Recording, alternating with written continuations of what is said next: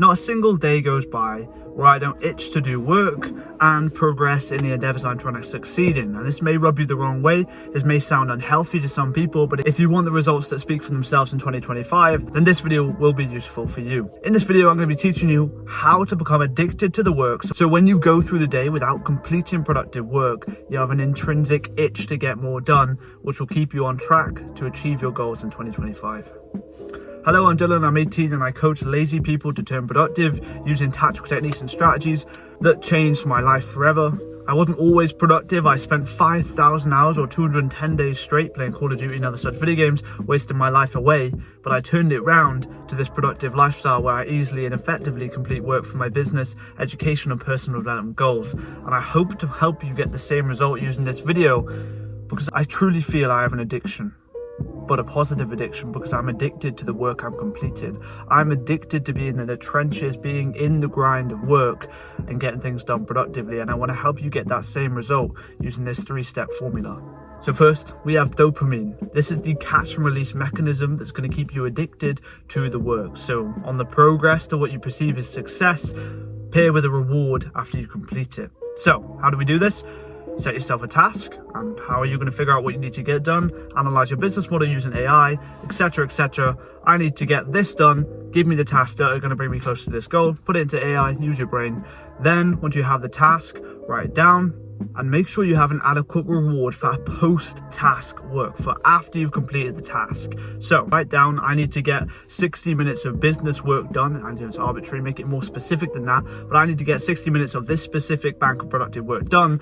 And then the reward I will have is lunch, per se. Is spending time with your friends, is coffee, is caffeine. That's a really good one to utilize because the brain's obviously addicted to caffeine since it's a drug substance. So after I've completed this work, I will allow myself to have the morning coffee. After I've completed the work, I'll allow myself to have lunch. And this is super useful, especially when paired with food. It's because delaying the gratification of food will not only give you an intrinsic drive to get the work done faster because you're hungry, your primitive urge is to get food to be safe and away from danger of starvation, so you want to get the work done efficiently and effectively. That's going to give you a nice intrinsic boost of motivation. But also, food equals happiness from a primitive standpoint. When you're eating food, when you're satiated, when you're full from the lunch you've set out for yourself, you will feel relaxed, and this relaxation is an incredible reward for the brain because it takes you away from this danger adrenal state. So you have the task, you have the reward, and why does this work? Imagine a dog. You tell the dog to sit, you give it a treat.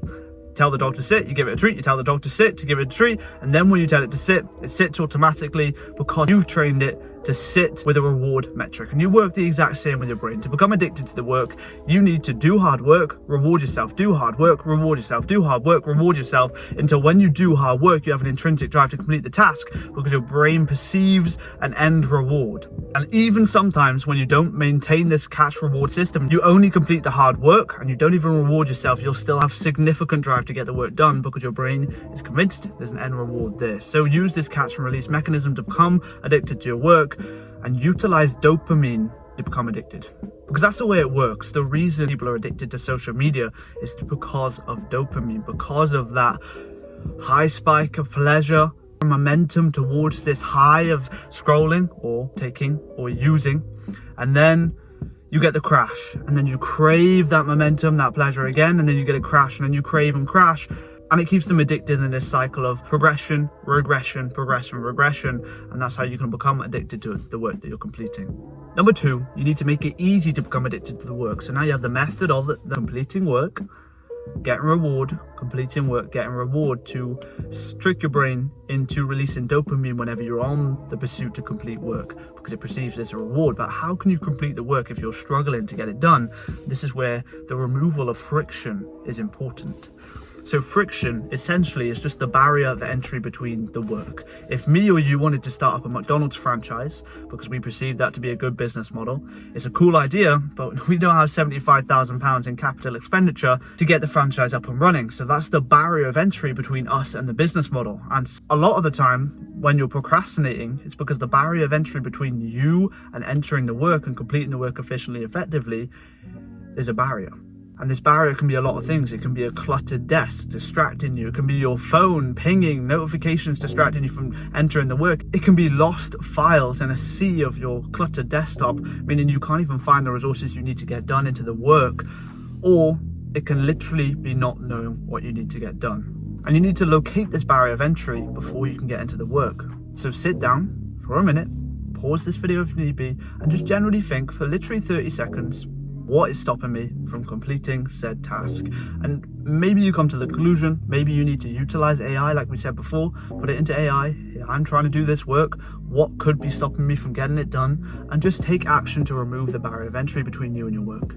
And again, if you're struggling, if you're really struggling to figure out what's stopping you from being productive and you need help, I do have an exclusive guide, an exclusive high leverage opportunity for you to become productive. It's a productivity package in the description for people specifically like you who are trying to achieve the goals they've always dreamed of in 2025 productively. So now you've removed the barrier of entry. You found it easy to get into the work because you've removed the friction. You've removed the wall between you and the work. Now you need to compound it consistently, and the final way you can do this is with societal reinforcement.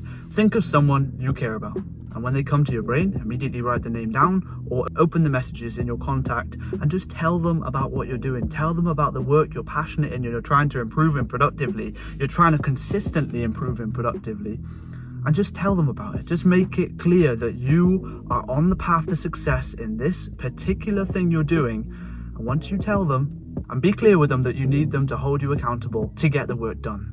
So when you slack, when you struggle, when you falter in productivity, you know you can rely on this person to grab a hold of you and get you back steered right on the path. And it's all to do with oxytocin. When you collaborate with another human on the thing you're completing, so you involve them, you message them and reach out and say, I'm doing this is my objective, this is how I'm going to make it work, etc., etc., and you involve them in this collaboration, your brain releases oxytocin, which is the bonding hormone. And this one release of oxytocin or repeated release of oxytocin as you message them and keep them updated on the tasks you're completing will keep you geared and accountable to complete the tasks, because physiologically, neurobiologically, you've linked them to the work, and then you'll feel disappointed, you'll feel let down if you don't do the work because you feel you're letting down another human being, because you feel this bond due to the release of oxytocin and the involvement in the collaboration of work. So I hope you found this useful. If you're looking to get more help from me or get accountability personally from me, the productivity package is in the description, and it has my personal phone number so I can check in daily with you